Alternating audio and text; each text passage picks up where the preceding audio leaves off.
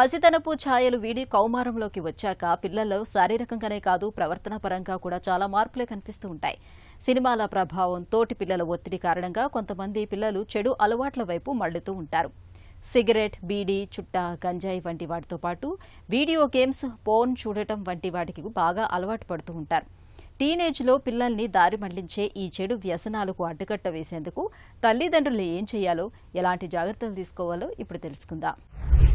ఏ addiction అయినా కానీ the younger the age they start, అంటే ఎంత చిన్నతనంలో వాళ్ళు ఎక్స్పోజ్ అయితే అంత కష్టం బయటపడటం, అంత ఎక్కువ ప్రాబ్లమ్స్ కూడా క్రియేట్ చేయగలుగుతుంది, హెల్త్ ప్రాబ్లమ్స్.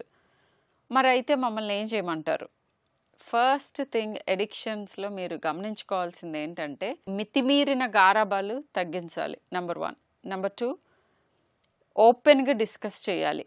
చాలా ఎర్లీగా సైంటిఫిక్గా, ప్రీచీగా కాకుండా ఏదైనా మూవీ చూస్తున్నప్పుడు లేదా ఇంకొక సందర్భం వచ్చినప్పుడు మీరు స్లోగా వాళ్ళకి కొంతవరకు దేని మూలాన ఏ రకమైన హాని ఉంటుంది అనేది పెద్ద పెద్ద లెక్చర్లు తీసుకోకుండా సింపుల్గా వాళ్ళకి అర్థమయ్యే భాషలో చెప్పగలగాలి.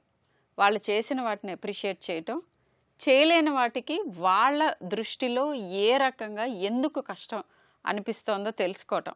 చాలామందికి లెర్నింగ్ డిఫికల్టీస్ ఉన్న వాళ్ళకి, అటెన్షన్ ప్రాబ్లమ్స్ ఉన్న వాళ్ళకి, యాంగ్జైటీ అండ్ డిప్రెషన్ ఉన్న పిల్లలకి ఈ ఎడిక్షన్స్ ఒక కోపింగ్ అప్ మెకానిజం కింద ఉంటుంది. అనుకోకుండా, మీకు తెలియకుండానే మీ పిల్లలు వీటికి గురై ఉంటే డెఫినెట్గా హెల్ప్ తీసుకోవచ్చు, వీటిల్లోంచి వాళ్ళని బయటపడేయచ్చు.